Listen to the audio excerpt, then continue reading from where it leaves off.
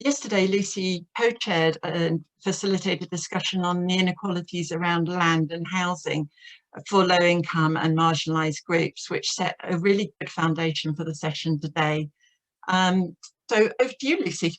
Thank you. Thanks, Fiona, and thanks for having us at this really wonderful programme of events. I've been really impressed by the whole week's focus and the kind of conversations that have happened around the community-led housing movement. So yeah, as Fiona mentioned, I'm Lucy and I'm going to be chairing today's session. Transition by Design is an architecture and design cooperative based in Oxford, and we do a lot of work with community-led housing groups. We provide technical advice from the kind of early stages of group formation right up to the design and build. And we also conduct research into how to do housing better and the role of community-led housing within that. And so I'm really delighted to be hosting today's discussion around community-led housing during and after the pandemic. I think it's kind of safe to say that we all had a very deeply personal experience of our homes throughout the pandemic. Being forced to stay at home gave each of us new insights and appreciations for what we need from our homes and our neighbourhoods and our communities. And we're sort of just getting to the point now where we're beginning to be able to look back and evaluate not only our own experiences, but those of others and of groups of people. A report I'd really encourage you all to have a look at is Place Alliance's Home Comforts report. And amongst a number of findings, it found that people in houses did better than people in flats. It found that people were progressively less comfortable the newer their dwellings were, and that social renters suffered the most, very quickly followed by private renters. So in exploring what kind of factors were present that made people comfortable or uncomfortable, the report found that more space means more comfort, perhaps unsurprisingly, that access to private open space is critical. And also it identified good design of spaces and of furniture as a critical factor. Essentially, people need homes that work well and are big enough, which is perhaps key to why social and private renters suffered the most. And I think stepping back to a kind of broader perspective, the Office for National Statistics has also reported a quite startling correlation between COVID-19 death rates and overcrowding, the prevalence of HMOs and a shortage of social housing. I think also last July, the team from a kind of mixture of universities of Birmingham and Manchester cited quality housing as one of the two determinants alongside exposure to air pollution as to why people from minority ethnic groups were arriving at hospital with COVID-19 with more severe symptoms, more likely to become critically ill, and were on average 10 years younger than white patients. So I think like all of this comes together to give us a slightly painfully clear picture that housing has been a really significant, arguably the most significant factor in determining how we've each experienced the pandemic, and importantly, our capacity to cope and to recover. So today, our conversation is focused on community-led housing and how as a model, or more accurately, a suite of models, it might form part of our toolbox for building back better. And what I'm going to do is I'm really going to root this discussion in the experience of renters, both private and social, as the tenure type whose housing has been most negatively impacted by the pandemic, and who as a group are generally pretty underrepresented and overlooked. And I'm also going to try and bring through how factors such as race, class, gender, or physical ability play out within that. So first of all, we're going to hear from three brilliant speakers. We'll hear from each of them for around 10 minutes each, and then we're saving a really lovely chunky 30 minutes for questions and comments from the audience. I would really like it if you can kind of keep your questions and comments coming through in the chat throughout, no need to wait till the end. And if kind of myself or the speakers see those, then we can try and weave them into answers. If not, then I'll do my best to make sure that we come back to them at the end. Just having a kind of really flick through the participant list, I can see that there's really a huge wealth of experience from people who are actively involved in community-led housing in the Thames Valley and beyond. And so as well as your questions, I'd really appreciate your experiences to be posted in the chat or brought through in the Q&A at the end. And so, yeah, like final kind of housekeeping, please do keep your microphones off, but we love it when you keep your cameras on. Our speakers can see you. It's always nice speaking to a screen full of like smiling faces who are using their bodies and their smiles to show their appreciation, but totally understandably if you'd rather not. And do just let us know in the chat if you have any technical problems, and tomorrow, okay, can get around to that. So let's begin. And first up, we're going to hear from Carla Pacifico, who is an organiser with Acorn Oxford. Acorn Oxford, I'm sure Carla will give us more of an intro, but for those of you who aren't familiar with them, they're a communities union, and the newly formed Oxford branch has really been working throughout the pandemic to highlight the experience that renters have had throughout and fight for better protection. And so I will hand over now to Carla. Hi everyone, good afternoon. Nice to meet you everyone, and I'd like to talk a little bit about me. My name is Carla Pacifico. I'm a civil engineer. I work for a long 20 years in Brazil to urban development, and I think that everyone knows what is favela. It's a not organized development, urban development in Brazil, and we work so hard during the last 20 years to change this urban development and housing, social housing to the population there. I moved to UK since 2019. It's not so 1 year and a half, and I am a member defense in the Acorn. As Brazilian, to me, it's so important to stay here to discuss this point of view and try to understand how this works in UK and show a little bit of my experience as Acorn member and as a tenant that had a long time these repairs and problems to issues in my house during the pandemic moment. I can discuss with you guys the two sides of this situation before I as a tenant, and then the situation post-COVID or post-pandemic that we need to organize our life as a tenant and evicting during this moment, in the pandemic moment, okay? I would like to share my slides that I prepared to you guys to understand better what I would like to say. If necessary, it will be, I think that will be more clear. And I try to share. One moment, please.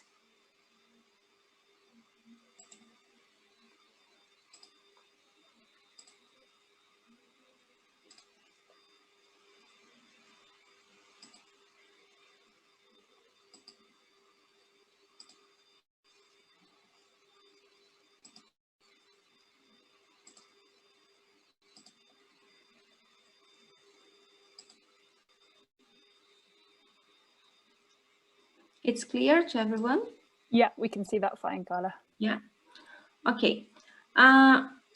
What is this slide represent to us here and to discuss about our issues and about what's happened in housing in a private sector, and how is the feeling of this tenant that has a high expectation during live in a properly house.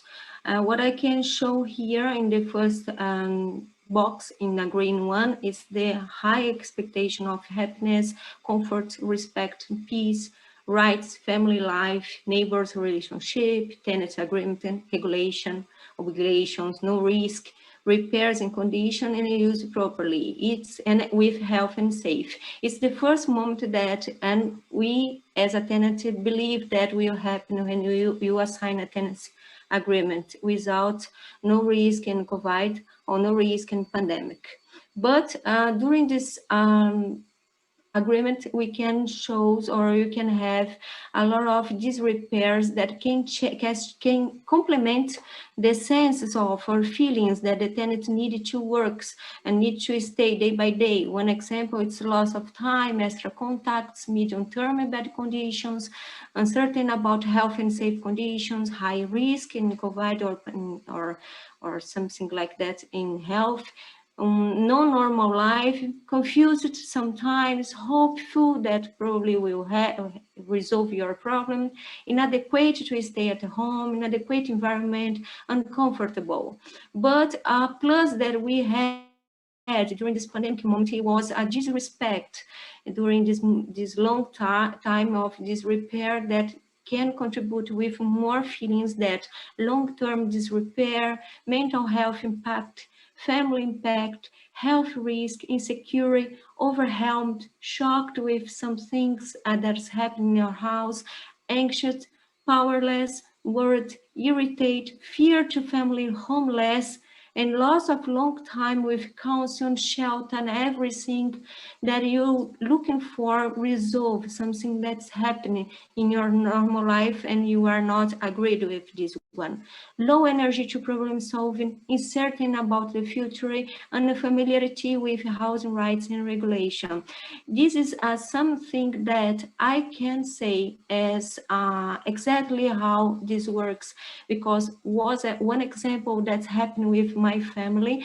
And in this case, for example, it's a little, it has a plus that because we are vulnerable person that not live in UK and we are new here and we don't know regulation, we don't know how we work the first steps to stay in right with housing or stay feel free of problems or feel free of problems in health and safety or something that in this line, okay? To complement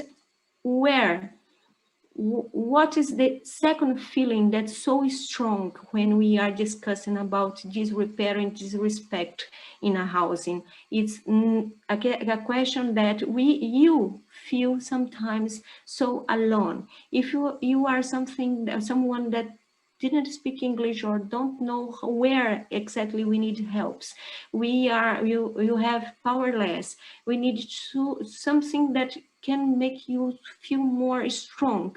And you make notes, that's my notes that say not be alone. I would like to discuss this one in a high level. I would like to be empowerment. I would like to ask for solutions. I would like to understand the community sense about this one. We'd like to discuss and fight for quality life, meaningful actions, power of the people together and think together, and how and where we can looking for this one. I know that we have a lot of groups that we can now, I know, to discuss something like that, but Acorn was the part of this one because I am now a member, an active member, to understand and to create this one more powerful, because the Acorn had this house is health as a campaign during the last year. That's permanent eviction ban, suspend rent, scrap current evictions, protect mortgage holders, equality for mortgage, eviction ban extensions. And this is aligned exactly what we'd like to work together to come in community union level to create atmosphere that we can, the tenancy or some vulnerable persons and families can has our support and members, and to think together and to be more strong, principal post-COVID, because in this moment we have the pandemic, but we know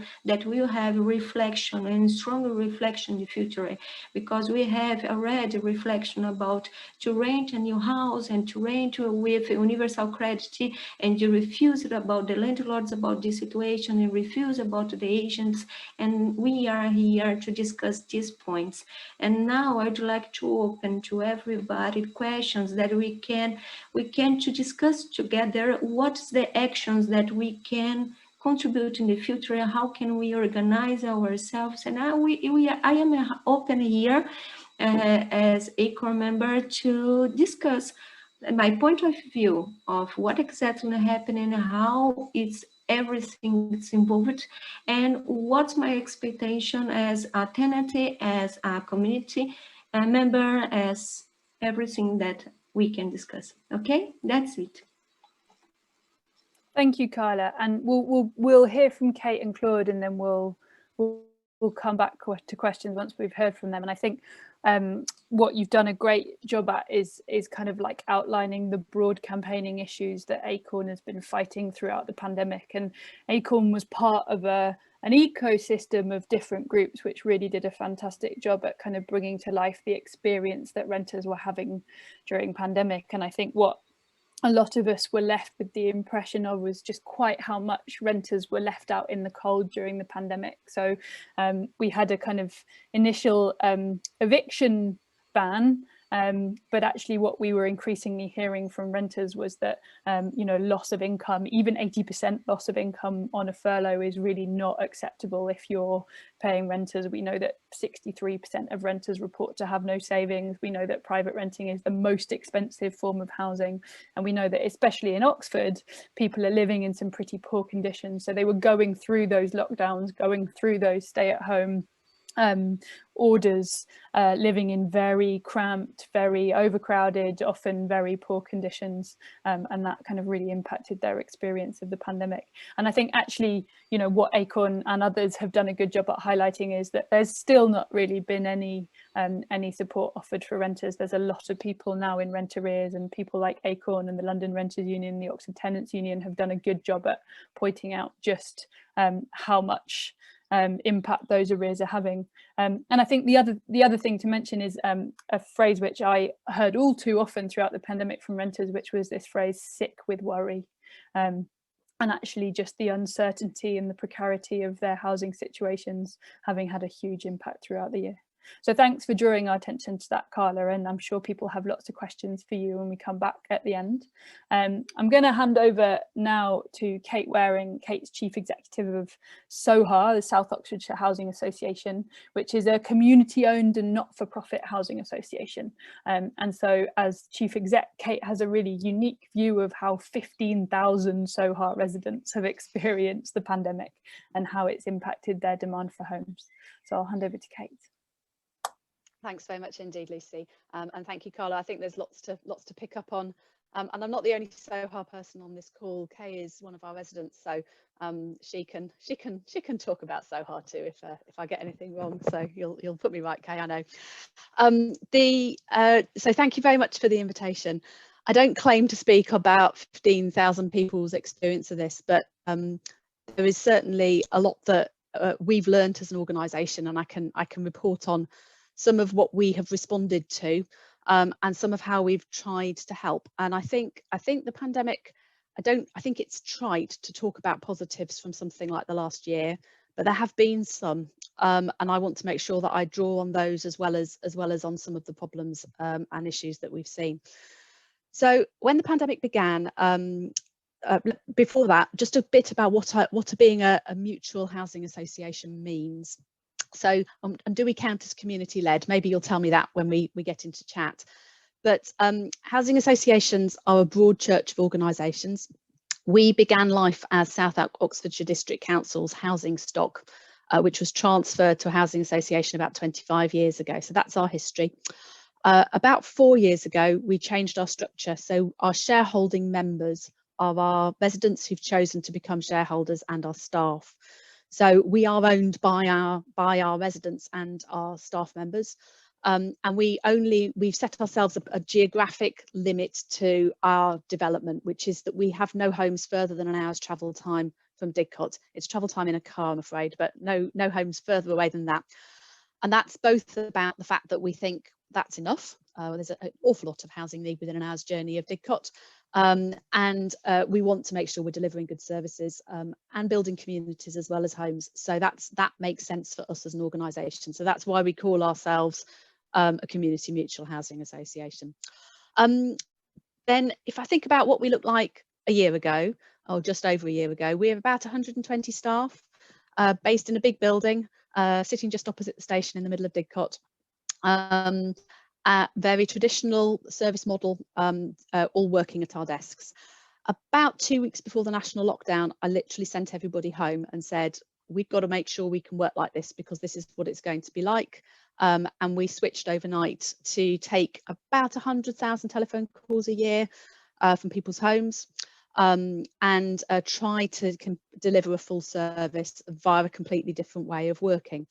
That went remarkably smoothly, and one of the things I'm proud of is the way we have retained service standards through the pandemic. We weren't allowed to carry out quite a lot of work during the first lockdown. You weren't allowed into other people's houses, and one of the things from an organisational perspective we've really battled is the peaks and troughs in what we've been able to do and demand over the last year. So we've seen a level of unpredictability, as has everybody, that has been a real challenge. But I think against the backdrop, I'm proud of how we've managed to adapt. So that's the first thing. Just from an organisational perspective first, and then from a resident perspective second, if that's okay. We've seen a real shift in demand for homes, which I think tells a story. So my touchstone for where we operate is the only people who don't need a house from an organisation like Sohar are those who are either over the age of 40, and we're reasonably lucky, or those with millionaires for parents who are under the age of 40. Pretty much everybody in our operating area in Oxfordshire is in housing need. I mean, houses are so expensive here, as you all know, that there are an awful lot of people who need homes. This is the first year I've ever worked in housing where we have had houses that have been hard, or properties that have been hard to let. Now, the reason for that, we've seen demand fall away for two different types of accommodation. The first is specialist retirement housing. Basically, older people haven't wanted to move, and they particularly haven't wanted to move into something where they will lose their own self-contained house with its garden. And I think the reasons for that are incredibly clear. The second thing we've seen is a real fall off in demand for flats, particularly 2-bed flats, and particularly off the ground floor. And again, not surprising, but particularly not surprising when you think about how housing allocation policies work, because the way housing allocation policies work and the way the benefit system works, you are under occupying that flat if you are a couple with no children. So the only people who would ever be offered that flat is a household of at least 3 people. And you think about what that actually means to live in a second floor 2-bed flat with 2 children through a pandemic. There are very few people who are going to choose to move into that situation. Now, that has oddly opened up opportunities for some people who would never have expected to be able to get a permanent tenancy from a not-for-profit landlord to get access to a home, because we've put properties on Rightmove. Now, we've never done that before. But right now, we have a 2-bed second floor flat in Henley available to rent on Rightmove. So if at the end of this call, I'm serious, this has never been the situation before, but we are seeing real fluctuations and changes in demand. And I just think that tells a story about what we should be thinking about in terms of what we build and who we let live in it. So we could talk all night, I'm sure, about the bedroom tax. But the fact that you see a reduction in your benefit if you are a 2-person family in a 2-bedroom flat has to be historic, surely, because I'm a member of a household of 5 in a property with 4 bedrooms, and we've been struggling to all work from home. So, how does it work when your house is not just where you sleep at night, but is also where you spend every waking moment and where you will try and work from? So those impacts that Lucy was talking about in terms of stress levels, we've seen in bucket loads, and it also impacts on people's employability if you physically can't do your job from the place that you're allowed to call home. So we need to, I think, as a sector and a society, we need to think about what we think people are entitled to receive in terms of an offer of a home, and then financial help to pay for it if they need it. We've also seen a lot of people struggle with their rent payments. Right at the beginning of the pandemic, we made a promise to all our residents that there would be no evictions for people who got into financial trouble as a result of the pandemic and the impact on their incomes of them. We also made a promise to all our staff that we would pay them full salary, and whatever happened, and to our suppliers that we would settle their bills. Now, we're very lucky to be able to do that because we're a financially secure organisation. What we've seen is we put a 0 at the end of our hardship fund, which meant that gave us some flexibility to help with the really, really practical stuff. And by that, I mean things like buying PPE for the local food banks because they hadn't got the cash to pay for PPE and they couldn't get hold of the supply, so we redirected some of ours. Helping out with really practical things like gas bills, buying someone a vacuum cleaner. We distributed food, all of that stuff. But the most important thing we did was try, and it has been tried, to get people to talk to us early if they experience problems with their income, so we could help them with benefit claims. Despite all of that, from an organisational perspective, we've seen our rent arrears rise significantly. So at the end of the last financial year, 2.9% of the rent we were owed rent we charged was owed to us. So we had a rent arrears level of 2.9%. That's gone up to a year end position of just under 5%. So it's nearly doubled, a bit less.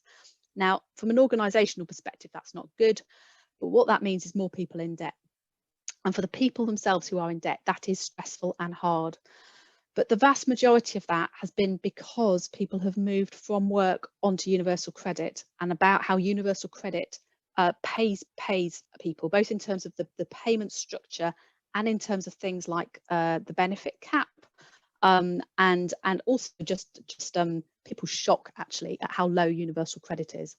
So again, from a campaigning perspective, the very bare minimum in all of this ought to be for the temporary uplift in universal credit to be made permanent, and more importantly, from my perspective, the benefit cap to be lifted, because the families we see in real problems are the people who are hitting that benefit cap, who really cannot afford to pay their rent. It is just not possible to live off what's left on universal credit. We responded with our staff got on the telephones, and actually that's been a real positive, because we called every single one of our residents in descending age order, apart from people we knew had some form of vulnerability, just to check on well-being. And the staff have loved reconnecting like that with people who we might not have heard from in a while. I think that's been appreciated by our residents. It's been valued by us. We've increased our hardship fund. We've put in place specialist mental health support. The rent arrears approach, I think, has changed. To be fair, we've always operated what I would call a carrot and a stick. The carrot is, please talk to us, we can help. The stick is, if you don't talk to us, we'll take you to court. Now, the stick has basically fallen away because we haven't been able to take anyone to court. That has meant we have found it harder to get some people to talk to us, and that's a problem for them and us. But we are seeing that start to change. I think some people really did just stick their head down and not want to talk to anybody because they were scared. And as that fear drops away, I think people are starting to think that they really do need to try and have a conversation with us about what they can do. And we are therefore being able to help more people start to try and work out how they're going to get a grip of their debt if they've got debt, and also make sure that they're accessing all the financial help they can. So one other thing I've seen is things suddenly become possible that everyone has said were completely impossible, like the Everyone In approach to street homelessness in Oxford. Now, that is not a done deal. We have an awful lot of people who've been temporarily accommodated who are rough sleeping, but I've seen the government suddenly discover that it is capable of stopping rough sleeping, at least temporarily. And that, I mean, SOHA has played a role locally in then trying to make sure that there is access to accommodation for people to move on to from that temporary provision that was put in place for people who are coming in off the streets. So I do think people have learnt lessons about what they're able to achieve from what they're able to do, and we shouldn't really forget those. So those are a few positives. That focus on neighbourhood, local community support, residents really interested in environmental quality, local amenity. I think that's all stuff we can really build from going forward. So I've certainly seen a huge upsurge in interest on things to do with the built environment and people's neighbourhoods from our residents and environmental standards, and that will be a real focus for us going forward. I've probably talked almost to time, so I'll be really fast. I can talk, when we talk about questions, about how we've worked with community land trusts. If anyone's interested in that, I'm more than happy to share our experience. Kate, you've got time to go for community land trusts. Really? Go for it. Thanks, Lucy. I thought you might let me do that. So we as a housing association, we are, I say, building. It's a combination of building and buying off builders. About 200 new homes a year, but almost all of those are going to be built by one or another housing association. I mean, I like to think they're best built by us, but the value add is reasonably marginal between being a Sohar resident and being a sovereign resident, probably. So the real prize is whether you can manage to build houses that wouldn't get built or wouldn't become affordable rent houses or social rent houses otherwise. So from our perspective, there's a real value in seeing if you can get your hands on any bits of land that would otherwise be heading off to be built for profit by the private builders. So we have been working, I think gently, Fiona can say whether she thinks that's the truth, with 3 different local community land trusts to try and work out whether we can achieve things in partnership together that would be hard for community land trusts to do alone, and that wouldn't be things we would be able to do because no one would sell us the land or give us the grant. So from our perspective, community land trusts are able to get hold of land that we can't. They're able to access grant at levels that we can't. And for community land trust perspective, we've got houses we can borrow against, which means we're quite good for credit, which most community land trusts aren't because they're so small. And we've also got some economies of scale because we're already providing services to 15,000 people. So we've done a variety of things, but from our perspective, what we're really keen to do is come up with a model that works that we can then offer out to other community land trusts rather than designing from scratch each time. So we've been looking to learn from some of the things that have been done in Bristol, and we are certainly, I think, nearly there with the first scheme, or at least the first scheme is feeling tantalisingly close in Botley. So hopefully that's going to come to fruition. I was asked to sort of talk very finally about what the value's been of being a community-owned mutual during this period. I mean, from a personal perspective, Sohar's a really lovely place to lead because it feels very mutually supportive. And I don't just mean between the staff team. About 1 in 8 of our staff team is also one of our residents. And I have felt well supported by our residents. And actually feeling part of a community at this point in time has been an utter joy. One of our residents, Kay, it's Angela, sends us a Friday thank you every single week. And she's been, and it's actually just recognising that the staff have needed a little bit of help to keep going as well as, and that's come from our residents. So it's just been, from a staff perspective, my perspective, that's been an utter blessing. But the real value, I think, is that we haven't got shareholders who've got a different agenda to our residents and our staff. I am under no pressure as chief executive to deliver good dividends to anybody who owns us, because there's no such thing. You know, if you own a share of Sohar, you get a say and you get no profit and you can't sell it. So all the money is going straight back into the mission, and that's what makes the job, my job, so lovely. I've got one set of people to serve, and that's our existing residents and our happy staff team, hopefully mostly, and also the people who need homes in our communities. So I think, even though I'm proud of our mutual structure, the biggest difference is working for a not-for-profit, and the mutual structure helps a bit. So I hope that helps, and I look forward to the conversation. Thanks, Kate. It's always great to hear about what's going on at Sohar, and I know that lots of different projects and people within the community-led housing sector in Oxfordshire have benefited hugely from Sohar being projects. And it's a lovely transition into our final speaker, who's Claude Hendrickson, who is joining us from Leeds, where he's really kind of been involved in a number of different community-led housing projects for a while now. So Claude Hendrickson is an accredited community-led housing advisor, and a really kind of passionate advocate for racial justice more broadly and within this sector. And excitingly, he was part of Frontline, which saw 12 unemployed Afro-Caribbean men and their families build new homes for themselves in Leeds in 1996, and has sort of continued that work and now promotes kind of community-led housing and self-built projects in and around West Yorkshire. And so, Claude, I'll hand over to you. Okay. Whoa. Thanks for the invite, Fiona, who's also an accredited advisor, was on the course with me. Thank you to Lucy and Kay for the calls and that. Thank you for the invitation to Oxford and Thames Valley. Yes, as Lucy said, my role within the community self-build or community-led housing sector is over 25 years. I did my project way back in the late 90s actually, late 80s.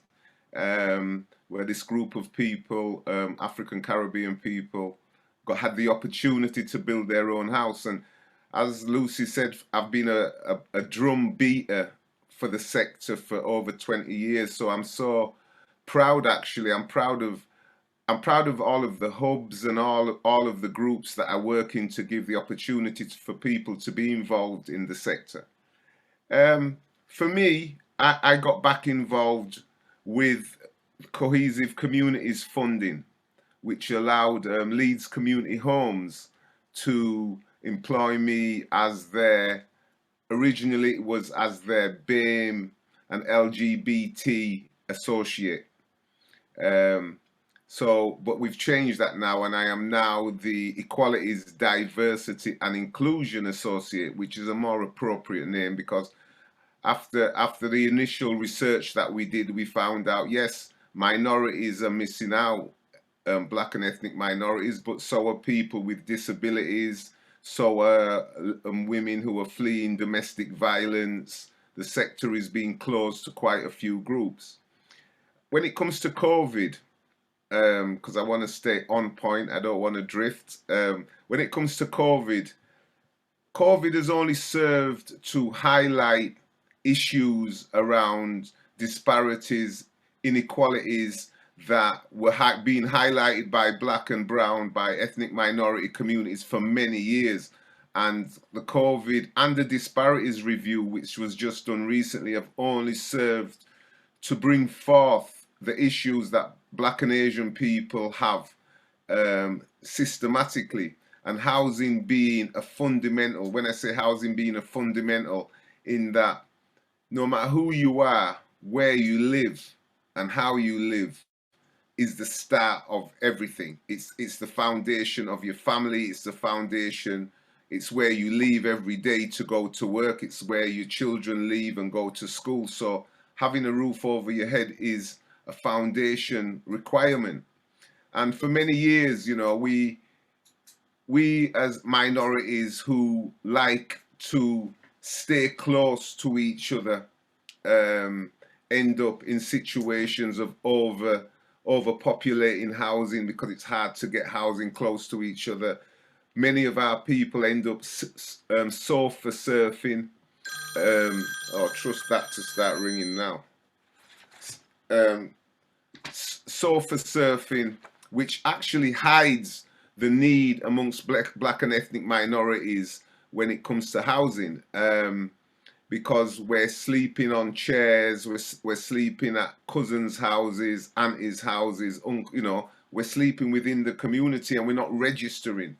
So housing is a major issue, an underlining issue for Black communities and Asian communities, and has been. You'll see that where Black and Asian communities live, we generally live in and around, like I mentioned before, mothers, brothers, sisters living in the same house.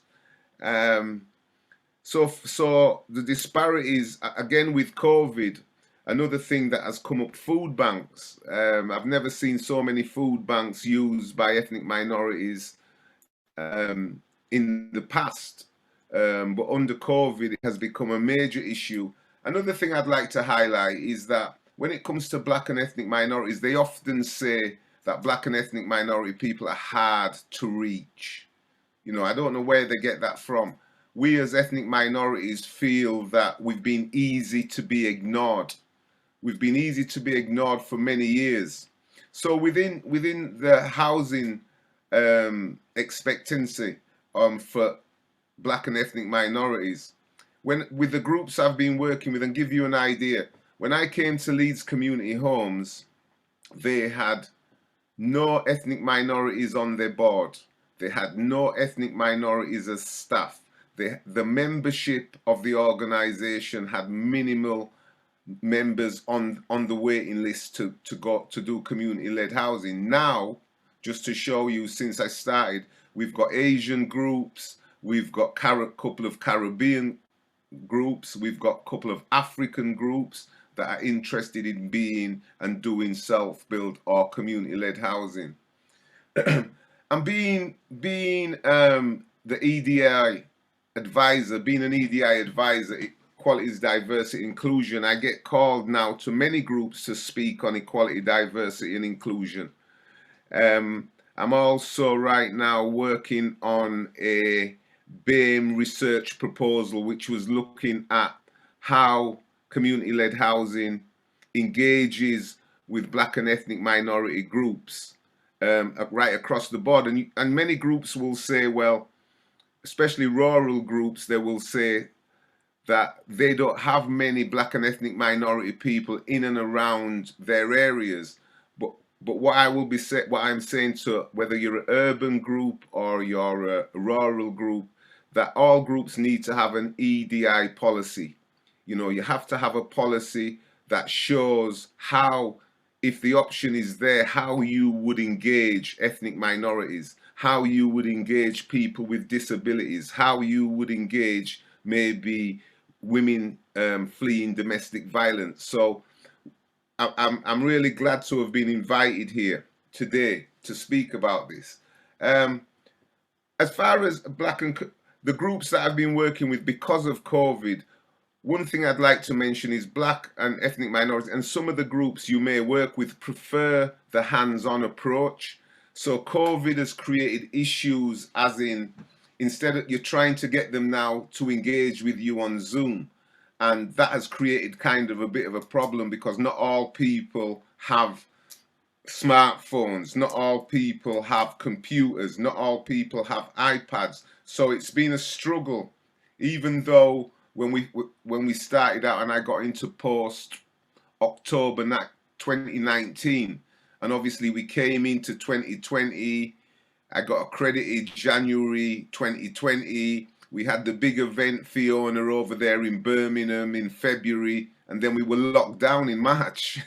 So even though I've got these groups in tow, Asian, African, Caribbean and African groups, it's been really tough with COVID, getting that contact and speaking with them, because they really enjoy that hand-to-hand, face-to-face interaction. And I feel sometimes when you're starting with groups, it's essential that you have that, because obviously groups have group dynamics and you need to feel out who are the louder people in the group, who are the quieter people in the group. So that's been important. And also what's been an issue is that the community fund that was available for groups via the hubs, that came to an end, and it came to an end March of last year. So whereas there was a funding that could be a carrot to kind of gather groups around, that funding isn't available anymore. And those of you that know, there was up to £10,000 that the hub could have to facilitate advisors like me and Fiona working with groups. That funding's not there now. So that's another hurdle, that's another back step, and it's a pity. I'm hoping that as a sector we can get that funding back, but as it stands now, the funding is not there. So they're the kind of things that have become hurdles for Black and ethnic minority groups, or for me, a worker trying to work with them.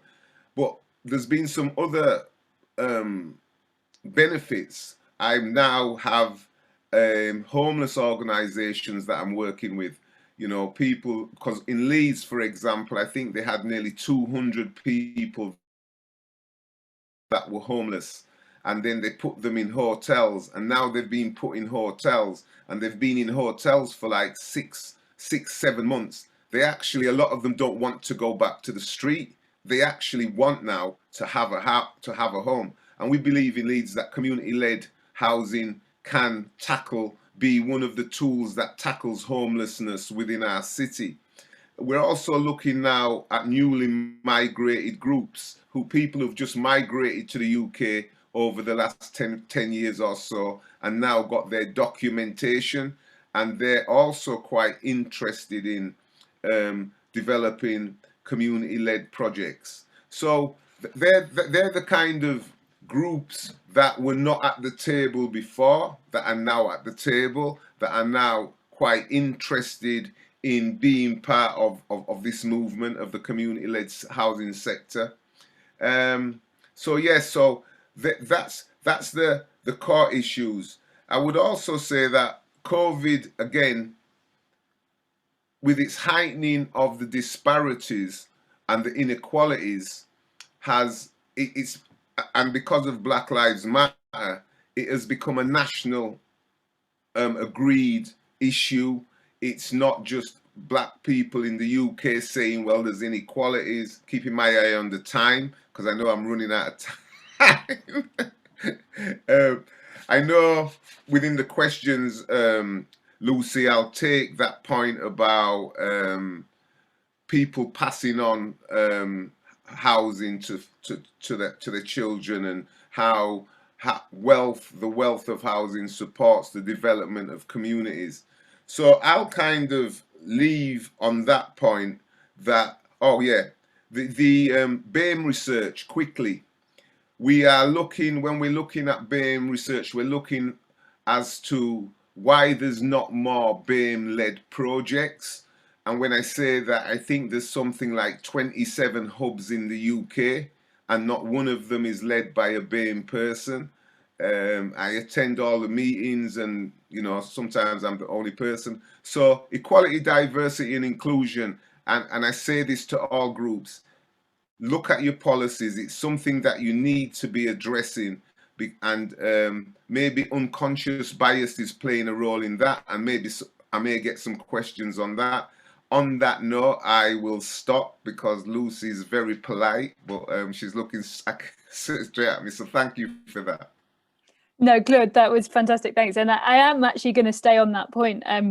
For those of us that joined us yesterday for the conversation around, the topic of the conversation was about housing justice for all, and actually how community-led housing can consider these issues that Claude has so eloquently described about diversity, inclusion and representation. And we had a question just right at the end, just as we were out of time, which I'm bringing in because I think we've had this narrative of COVID as the great equalizer, you know, and there's been quite a polarized debate about whether that's been the case or whether it's not been the case. And actually, as Claude says, there's, you know, it's really just further polarized existing disparities between different communities of people. And the question, and I'm going to read it out so I don't get it wrong, and the question was, I'd be interested to hear thoughts on the accumulation of generational wealth in the UK through home ownership and recognising the disparities between people from different groups.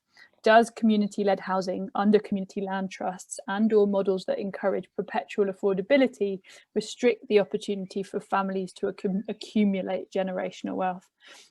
And this is this is such a key point that sits at the heart of community-led housing and the conversations around. And so, Claude, if you don't mind kicking off, I'll come to you, and then Carla or Kate, if you had any thoughts on it. And just while you're doing that, I know there's already a couple of questions in the chat, but please, people do post further questions, and I'll come back to them after. Yeah, I'll come back to and I'll come to Cassie's question as well about Bristol. Yeah, I would say that I was fortunate that we did a shared ownership option. We took the shared ownership option in self-build, where the guys that built their own houses owned a percentage of the house when they finished building the house, so they can pass that percentage on to their children. And yeah, it is because, like I said earlier when we was having the pre-meeting, that a lot of people, Indigenous people, get their step up onto the housing ladder from their grandparents or their parents. You know, they might give them the deposit to move on. When you've got communities that are just first, second generation here, they've not built up that basic wealth that they can pass it on. I'm at a stage now where I have grandchildren, so in my head I'm thinking about that now. But yes, I think you look at how wealth is gathered over the generations, and it is something that is passed down. It might be small bits passed down from one generation to the other, but you can look at a house that you bought 25 years ago might have cost you £10,000–15,000 in Leeds, where I am. you can't pick up a house in that same area for less than £80,000. So if your parents had left you that £10,000 house, now you've got the equity in that house that you can share with your children. That's the answer to that question. I would say to, is it Cassie, about is there anything like this in Bristol? I would say to Cassie, and I think somebody mentioned this before, Bristol is one of the founding cities for community-led, for self-build. If it wasn't for a project in Bristol called Zanzili that happened in the mid-80s, that was my inspiration. And Bristol does have a hub, and I'm sure through this group you'll be able to get contact with that hub. Cassie. Thanks so much, Gord. I want to hand over to you next, Kate, and you're to either give any reflections on that first point about intergenerational wealth, but also I'm imagining when you're talking about Bristol, you might be going to talk about United Communities. So to talk about intergenerational wealth very quickly, I mean, I totally understand why, if someone has paid, our tenants pay rent, some of them have paid rent for 40 years, and most of them won't have any right to hand on that tenancy to anybody else. It's a rent, and there's no ability to accumulate something for your kids. I understand why that rankles.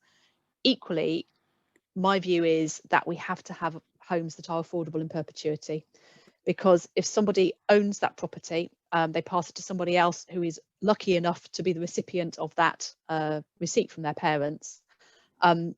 That is a home that is not available to somebody who doesn't have that luck. So I am a huge believer in rented homes of good quality at affordable rents that are available in volume. And the more of those that pass into private ownership, for example, through Right to Buy, the harder it gets for the people who don't have the luck of parental wealth. And I do understand that feels incredibly harsh for the tenants of ours who have probably paid more in the last 40 years to us in rent than they would have had to have paid to pay back a 25-year mortgage had they been able to take one out 40 years ago. So these things aren't black and white, but that's certainly I suppose that's my input on that one. Bristol, I think Bristol have managed to, I like Bristol, I think they've managed to do all sorts of really interesting things, but it's one of the places where, so one of the things I'm really keen as a housing association is that more of our new homes are built in partnership with, real true partnership with our communities. To be perfectly honest, our main partners in building new homes right now are our local authorities and the big building companies. I mean, they are our big partners. So we build what the local authority has given planning permission for in their local plan. We build it mostly by buying houses off big builders, and then we rent them to people. So that's still got value, but they're not homes that people necessarily welcome in their communities, I think it's fair to say. So the partnership that's talked about in the chat in Bristol is a housing association who have managed, from their perspective, to now have about, I think it's over half of their planned future development programme delivered in partnership with community land trusts. Now, what I think sits at the heart of all of that, though, is a local authority in Bristol who are willing to give land.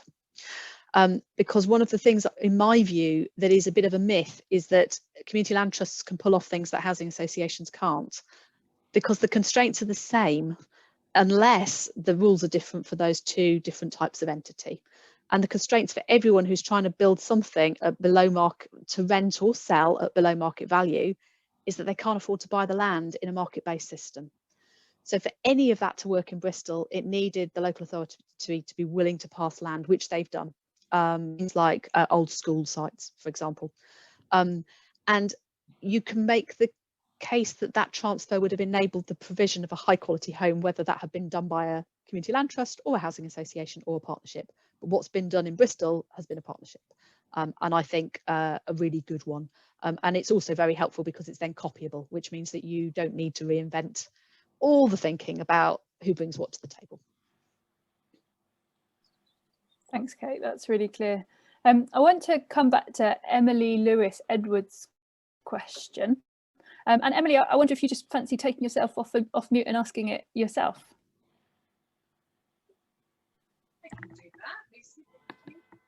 I think you need to pop your little microphone down. Doing that. Yeah. I do that a lot. Anyway, sorry. Yeah, mine's a very general question, but I just, I mean, in my mind, I'm sort of just see a lot more challenges than opportunities with the pandemic. But I just thought for someone, you know, individuals, the groups that are new, community-led housing is something they actually would like to do as a project.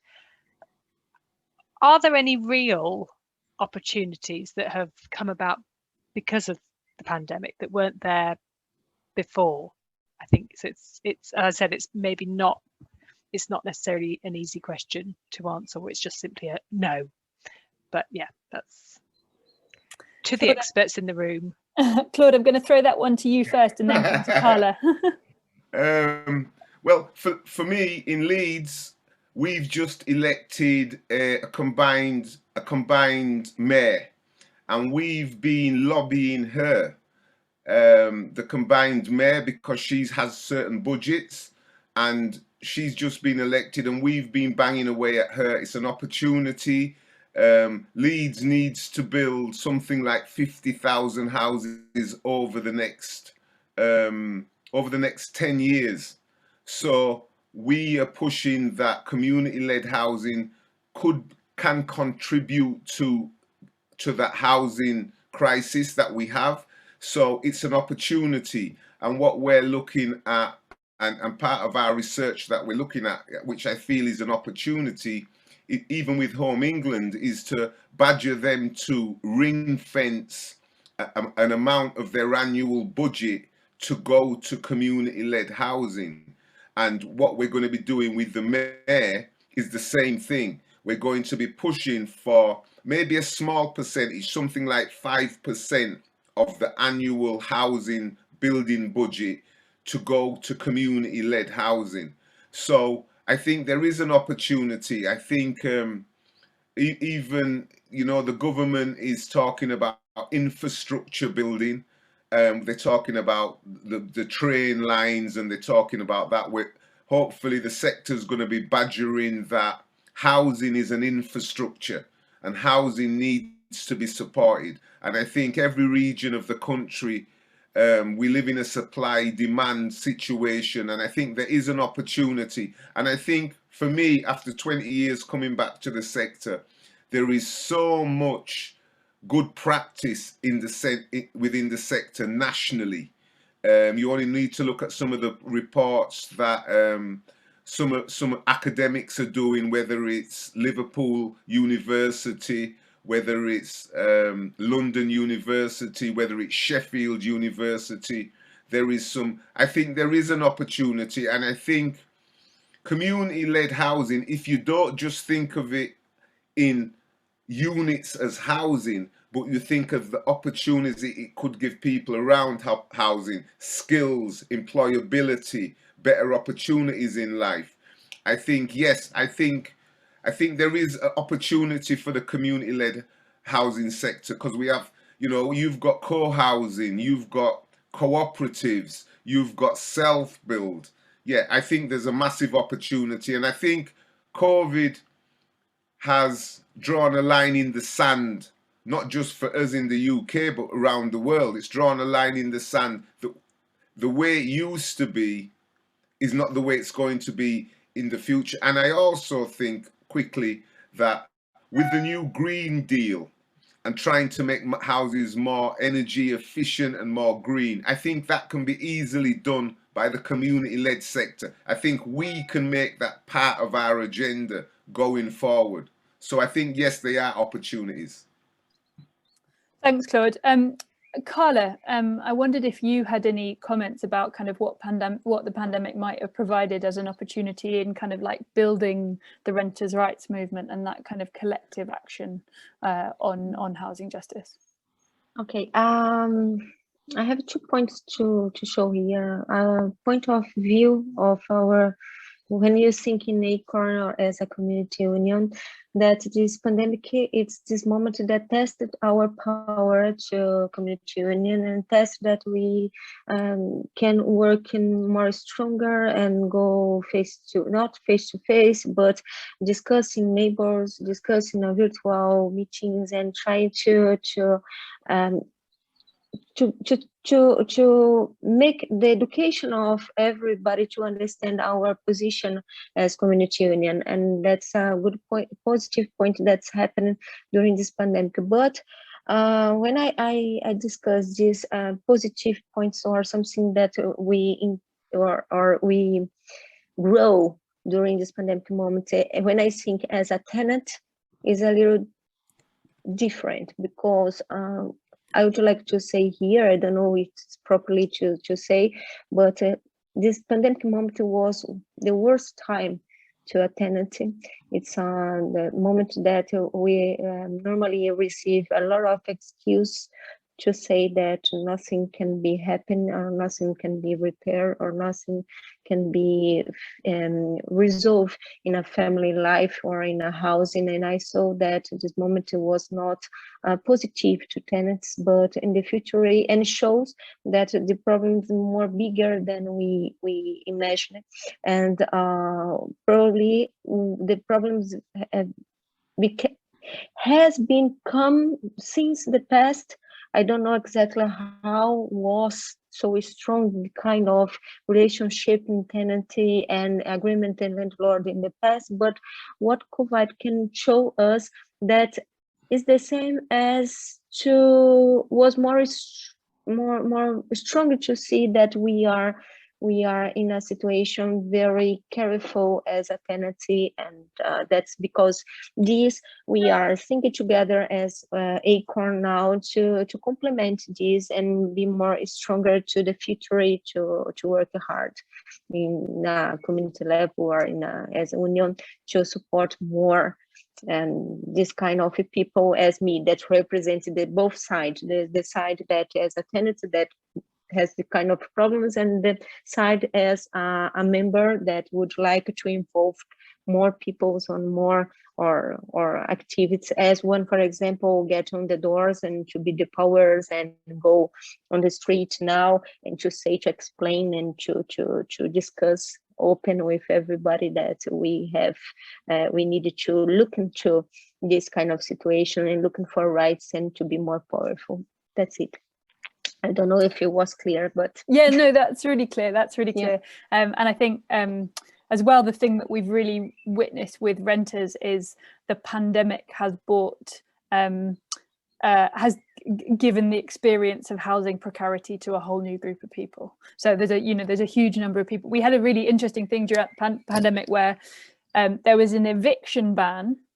So technically renters who had lost their income didn't have to be evicted. They should have stayed home, they should have stayed safe, and they should have talked to their landlord to kind of arrange some kind of plan for their arrears, and they weren't allowed to be evicted. But there were so many people who had never come close to housing precarity before, and so they just had the kind of normal market logic of, I can't pay my rent, so I need to move out.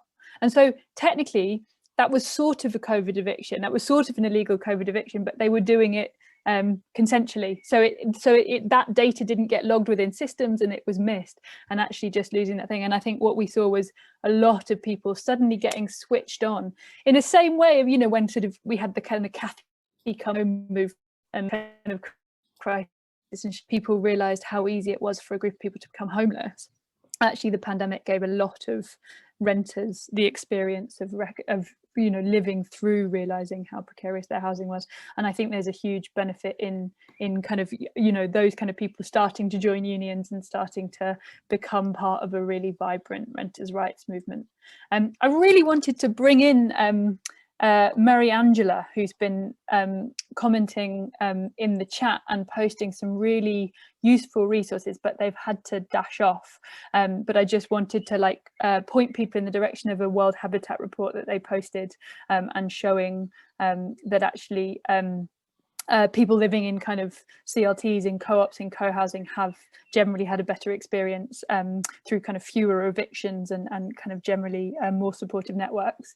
And I think certainly I've witnessed, there's a fantastic video online, which perhaps Fiona can post a video to, which was made about the experience of living in Marmalade Lane, which is a co-housing project during the pandemic. And it really shows how kind of spaces, you know, communal spaces were adapted to be, it was, they had a common house, which obviously couldn't be used as a common house. And actually it was adapted to become a kind of community shop and a sorting space for food distribution, and shows clearly how like different residents were supporting each other because they knew each other, because they'd had the experience of building that community together, and those kind of social, that social capital became really important during the pandemic. So I'd really recommend that as a video to watch.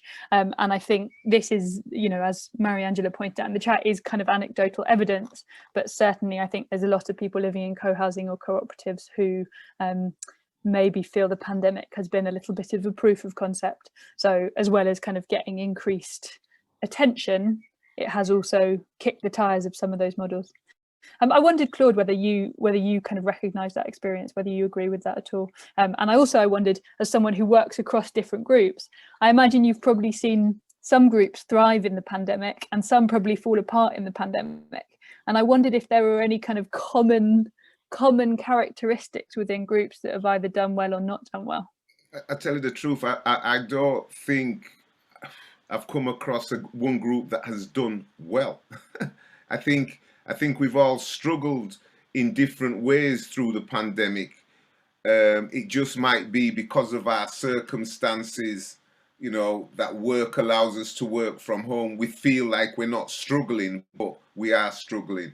I think you know, those people that were on 0-hour contracts, those people that weren't in fixed employment, they're struggling. Many of them are, and again, we only need to look at the numbers of people that are using food banks now across the country. So I think we've all struggled in a fashion. Some have obviously struggled more. But I think, yeah, I haven't come across anybody that hasn't struggled. You know, I know people who own their own house. Him and his wife live there. They've separated now, so, you know. But yeah, I think food banks have been a revelation of bringing people together and sharing the issues that they have. And yeah, so I think we've all struggled in some way, shape, or fashion during the pandemic. I think the network, the community-led housing network, has maybe benefited in a funny way by having these platforms to be on.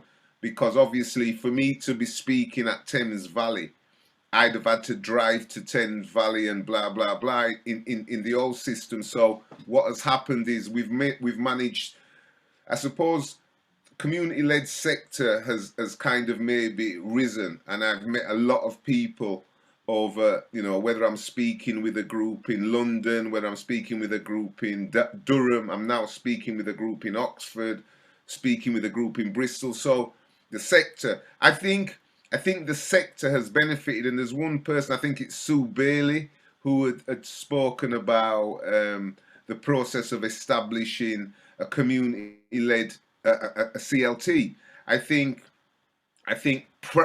pre-pandemic, I think the National Community Land Trust Network agreeing to pay for all these people to be trained advisors has been a major thing, and we didn't know when they were doing it that the pandemic was coming. But what they are advisors all around the country that are ready to work with groups, you know, right now.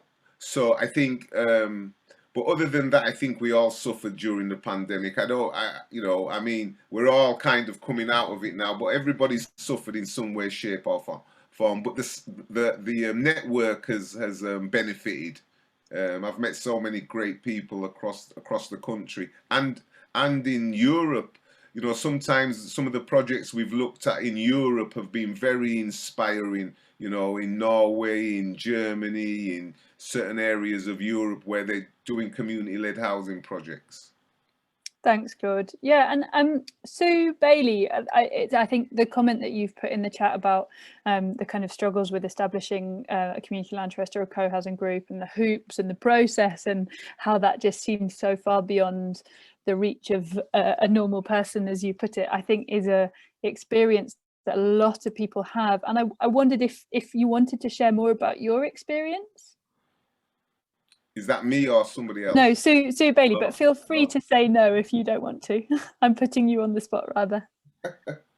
Hi, yeah, I'm happy to talk about it. I'm part of a co-housing group on the Isle of Wight, and we set up about 18 months ago in the hope of setting up a co-housing group for about 20 to 22 units. And it's been an amazing learning curve. I mean, there just seem so many complicated things to, just to provide the information in a format, in a sort of officialdom, to present it to all the different, to planners. Well, not that we actually got that far, but to, to bank and to getting sort of survey information, just doing project briefs and all that kind of stuff. I mean, it was just phenomenal, and it just seems like it's incredibly complex. And knowing all the different things that you need to do, it feels like you almost need somebody who's going to handhold through all those things. And because we're a co-housing group rather than a community land trust, we don't have quite the same access to the community land trust information, and we're very reluctant to go down the route actually of joining in with a housing association, because we just feel that it complicates things yet again. So it's moving, so we're then going to have to liaise with another partner in trying to set up the group. But if we don't become a registered provider, then we don't have access to the same kind of funding. And so whether to become like a registered provider and finding out all the things that we would need to provide, it just seems like a minefield. And I just don't think that they're making the process very simple. And if there is this incredible, there's lots of people who actually want to go and do community housing in various different forms, then I think there needs to be some way to make it a simpler process. Yeah, I mean, we work with a lot of community-led housing groups. I can see Fiona nodding, I can see Claude nodding. So the first thing I'd say is there is help out there, and do please feel free to contact Transition by Design or Fiona or Claude following this for that kind of help. I wanted to ask you about what's been the experience of your group in the pandemic. Has it brought you closer together? Has it changed your plans? Has it been difficult? Has it provided opportunities that you might not have had before? It's been very difficult in that we have not been able to have any, we haven't been able to increase our membership at all, because we haven't felt that we can do social events, and we've tried doing a couple of things online, but they've not really been particularly successful. And I think it was Claude who said that it's really important for a group when it's forming to have those initial meetings when you get to know each other, and then after you've had that initial bit, then you can maybe manage with Zoom. And I think that we're not confident enough yet with Zoom. I think it's quite possible that this will change, and is changing, as people become more and more proficient with using it. But it meant that our group has actually shrunk rather than grown, and so we feel more vulnerable. And also we're just absolutely sure that the model that we've got and the idea that we've got is a really successful one, but we can't go public with it yet, because we can't sort of say whether we've got any land anywhere. It's just, so we found the pandemic very frustrating and quite limiting. I can hear it in your voice. Thanks for sharing that, Sue. I think that's really important for all of us to hear. I want to come to Rabia next. I think you've got a really interesting question. I wonder whether to just off mute and ask the question yourself. Are you there, Rabia? Maybe I can ask it for you. Rabia asks, so I'll put this to all of the panelists. Rabia asks, as someone who has only started to recently understand community housing, CLT, and Community Land Trust, I'd like to know if there are any areas or issues that require more research. So it sounds like Rabia is a researcher, and they're looking at something that a researcher or someone with a background in architecture could pick up, dig into and contribute. And I wondered if any of our panelists had suggestions for any areas that need some research. Start with Kate. We'll ask Kate. All right then, Kate, you've been nominated. I'm not sure I'm going to be the best person to answer that, actually, because I'm not trying to set up a community land trust. I mean, I think I've struggled to pull together the best practice in terms of partnerships. Pick up on Sue's point that adding an extra partner in is normally not a good idea. You've already got enough people to deal with. I think one of the real absurdities of the current system is that grant is only payable to a registered provider, and the process of going through registration is absolutely hideous, and the process of being registered is absolutely hideous. Now, I mean, what the rationale behind that is protecting public funds, and therefore wanting them to be paid only into some form of regulated environment. But it's a huge issue that is driving organisations to create alliances that they probably don't really want in order to get around that hurdle. So I certainly, the question from Kay in here as well, is there a case for a new form of CLH, registered provided homes? I've wondered whether there is a need for some form of umbrella CLT to be the registered provider for other CLTs, because I imagine there's more trust there.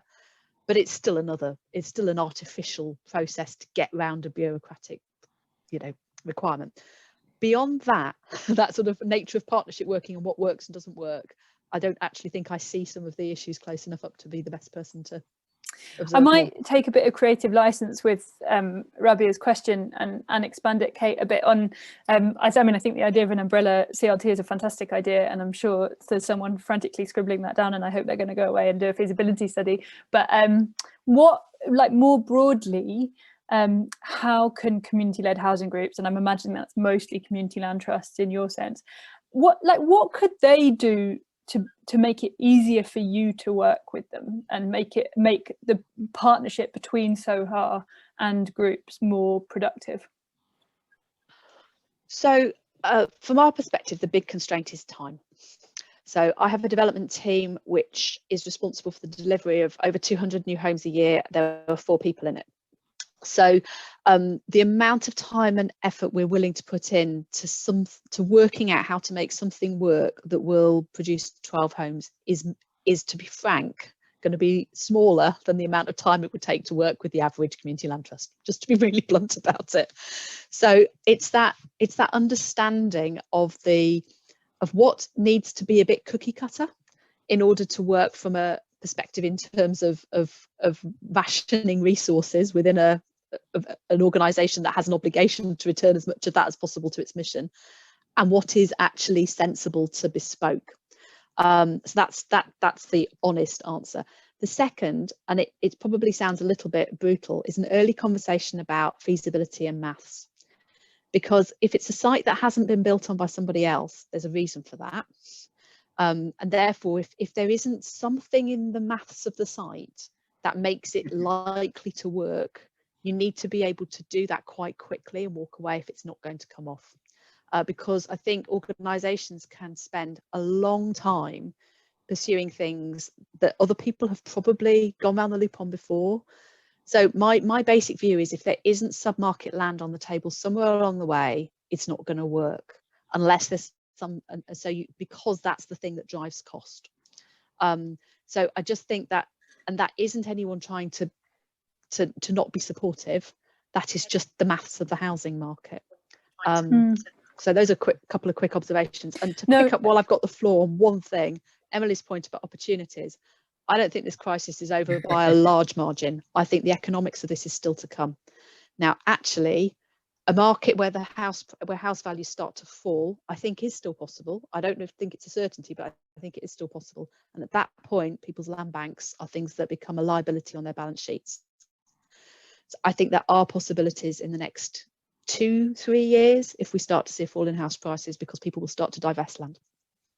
Yeah, I think that's a fantastic opportunity. And also just quickly to share a kind of experience from Oxford, and then I'm going to come back to Claude, but that slightly links the kind of past two questions about opportunities, and also the answer that Kate just gave, which is that in Oxford we're part of a group Transition by Design, along with the Community Land Trust and SOHA, kind of loosely exploring a set of garage sites. And for those who know Oxford, there's a bit of a lack of big development sites, and so we're often left with kind of small, tricky development sites. And actually we at Transition by Design have been trying to come up with an approach to creating a kind of blueprint for developing underused garage sites. And actually, whilst, you know, Kate's point about if no one's built there's probably a good reason, and it's normally a water main or a tree or access and lots of really tricky stuff, but we are noticing doors open that didn't open before. So we've got a number of projects that look at meanwhile use or all these tricky urban development sites, and actually the kind of impetus from the council, the willingness of the planning team to play ball, like we are certainly seeing doors open easier and opportunities come to the table quicker than we were before the pandemic. Claude, you're nodding. I'm going to come over to you. I was going to say for Rabina that I'm constantly speaking to students, researchers, because we need more evidence. We need more evidence because I think the way housing has traditionally been delivered, those so-called RPs or local authorities, they want to continue to deliver it that way because it seems easier. They're not really looking at the potential opportunities and the value for the pound our projects actually give. And we're not talking about competing with RPs, we're not talking about competing with local authorities, we're talking about contribution to solving the housing crisis that we have. Now, I take Kate's point about obviously the development needs for a project of 12 houses, blah, blah, blah. But the actual community value, the value that you're giving, and the positive publicity that a provider can get for doing this kind of weighs it out. And one of the things I would say to Rabina, and one of the things I want to see happen in the future, we as a sector, we need to be running workshops for housing association staff, for local authority housing staff, so they understand what we're trying to do. Because even when I did my project 20 years ago, when you approach these people who build 500 houses, these big projects, they think what we're trying to do is Mickey Mouse. They don't think it's real. They think, well, why do you want to do that? And it's a funny thing, I'll leave you on this point on this, is that I remember when we was doing our project in Africa, in the Caribbean, people are involved in building their own houses. It's a natural thing. In the UK, they've got this housing has to be supplied for you. And what we're bringing to the table is, well, we can help you do this as well, you know, but we need some support. And what happens with the academics, the researchers, they can gather as the evidence that we can then use to convince the traditionalists that there is a new way of doing this. You know, we're only wanting a small percentage of the housing market. We're not wanting 25%, 30%. We're saying if, you know, 10%, up to 10% come into the community-led sector every year, eventually, with good practice, with more positive projects, we'll have our own. We've got architects out there, we've got QSs out there. I'm working with a group now in Stockport who have got ex-military men, ex-veterans, because you may know that 56%, 50 to 60% of all homeless men are ex-military veterans. And what we're talking about is setting up a construction team that can do the hard work, put in drainage, put in that section. So I'm gonna finish. We have to, you know, we're trying to change it. You know, we're not trying to solve the housing issue, but we can contribute. Yeah, I mean, I think that's such a salient point to end on, and actually those last few comments, you know, leave me feeling with quite like a refreshed sense of hope of the fact that actually, you know, moments like the pandemic, you know, break up systems and they create moments of change. And actually the kind of the maturity at which the community-led housing movement in the UK has it, you know, we've proven that this is a model that works. There's enough projects out there, there's enough people that know what they're doing, which really, you know, have this as a model waiting and ready to go. And I think, as Kate mentions, we're nowhere near through this pandemic, and it's up to all of us in the next few years to make sure that these ideas really fly. I am going to say a quick thanks to all of our speakers, and I'm going to leave because I have to go and speak at another event starting in a minute, and I'm going to leave it to Fiona just to wrap up and tell you what's next with the rest of the festival. But from me, thank you very much, and see you all soon. Thanks, Lucy. Thanks very much. Thank Yeah, you. and thanks to all the panelists. Really good evening. So thank you very much indeed, and a great audience as well.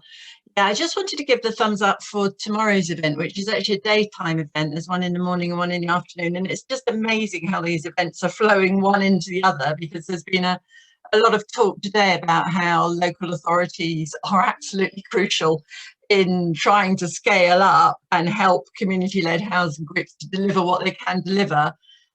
So we've got a brilliant session tomorrow looking at from across the region, both regional and sort of district authorities, just on the whole growth agenda around here and how we can better incorporate community-led approaches. So please do sign up to that if you're able to join us tomorrow. But in the meantime, I just wish you all a really good evening. And thanks for your participation. It's much appreciated. Bye-bye.